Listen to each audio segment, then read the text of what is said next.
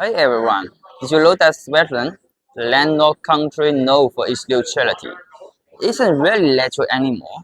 Not because of Russia-Ukraine conflict, but actually from the moment the European Union was formed. But how did Switzerland become known as neutral countries in the first place? Why do people trust to keep their money in Swiss banks? Why was it able to remain neutral in the past, but struggles to do it now? And how has Sweden managed to maintain its neutrality in Europe? So let's start by analyzing the geographic factors that actually contribute to Switzerland's neutrality.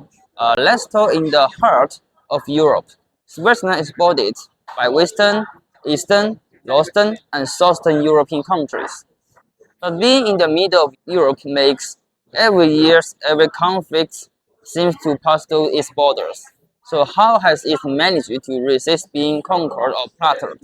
Well, the credit goes to Switzerland's topography. It's a land of mountains, a sea of peaks and valleys. The terrains, like a fortress, make it easy to defensible but challenging to invade. Historical, virtually all nations choose to bypass the Switzerland during the wars, as it proved to be told not to crack. Even Napoleon and Hitler chose to avoid Switzerland during their respective campaigns. Some conspiracy theories suggest that this was because they had their money stored in Swiss bank, but this is no main reason. Navigating an army though the Swiss mountain is a daunting task, and bypass it was a strategic necessity. Despite having a small population, Switzerland's military industry is highly developed. The Swiss has a legion of soldiers, with compulsory military services for both men and women. Switzerland, with a population of less than 10 million, might not seem imposing, but its military prowess is not to be underestimated. With its well-armed and trained citizens, it could quickly mobilize a substantial force for national defense. Believe me, neither Hitler or Napoleon would have wanted to mess with that. So, Switzerland's geographical conditions have allowed it remain a neutral country.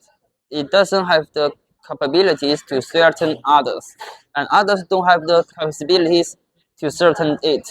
For centuries, Switzerland has maintained its neutrality, not taking sides and doing business with their neighbor countries. The biggest business in Switzerland banking. People from all over Europe trust Swiss banks with the money because it's safe there. No one's going to mess with their assets. And that's how the little landlocked country in the heart of Europe has managed maintains its neutrality for so long. Stay tuned for more fascinating insights into the world we live in. Don't forget to hit that like and subscribe button below. Swiss banks are renowned for their strong credit and reputations for confidentiality.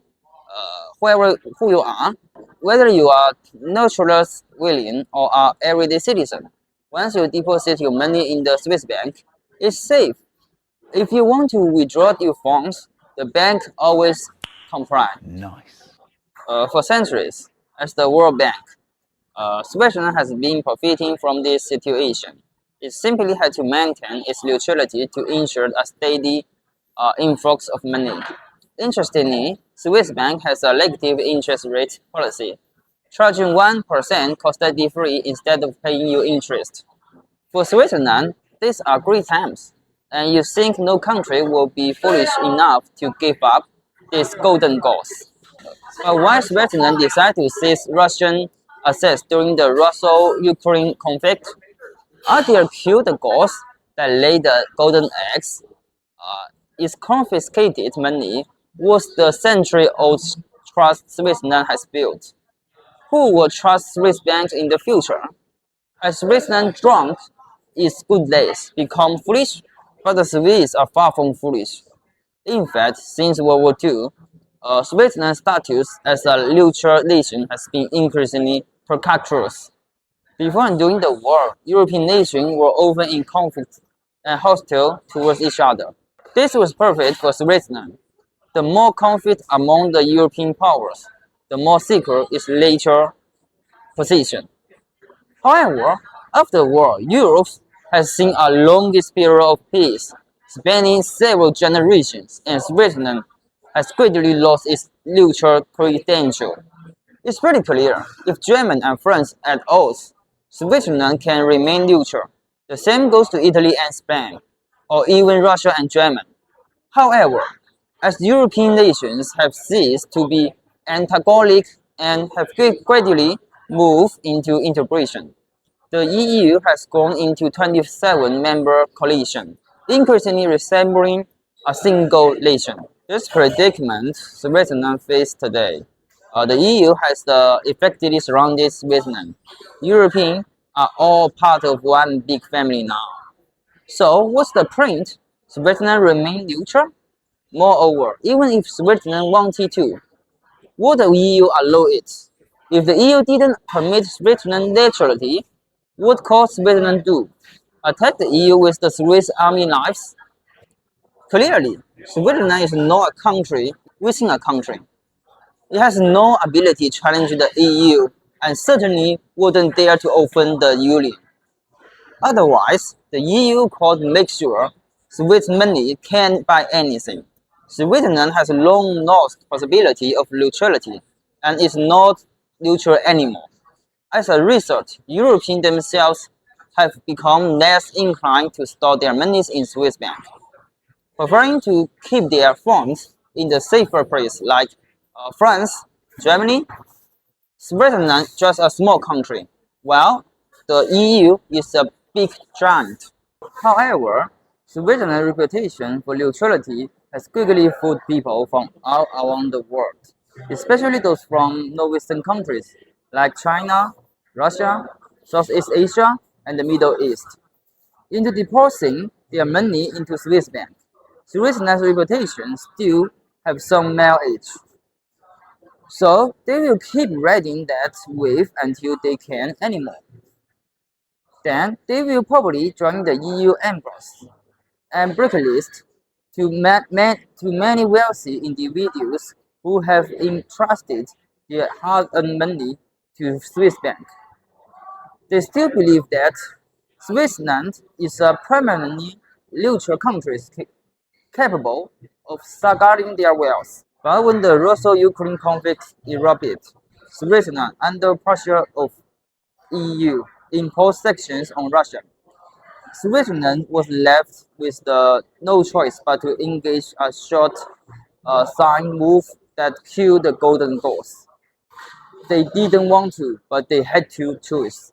During the pandemic, Germans swept Swiss surprise, and Switzerland couldn't do anything about it. If Germans could take Swiss surprise, couldn't they also block goods from entering Switzerland? Uh, what will Switzerland do then? That's why Switzerland has given up its neutral status and stopped pretending.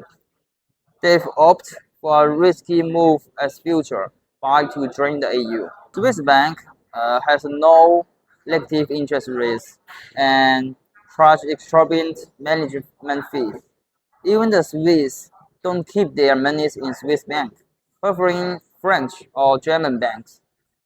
Yet, people from other countries still believe that Switzerland can protect their wealth for generations to come. How laughable is that? Even if Switzerland wanted to give the money to Russia, would Germany and EU allow it? So, Switzerland hadn't been a neutral city since World War II.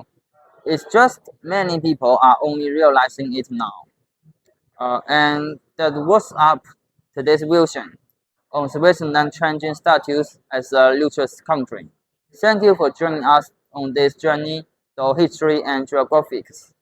If you enjoy our videos, don't forget to like, subscribe, and hit the notification bell for more content like this. See you in the next episode. Thank you.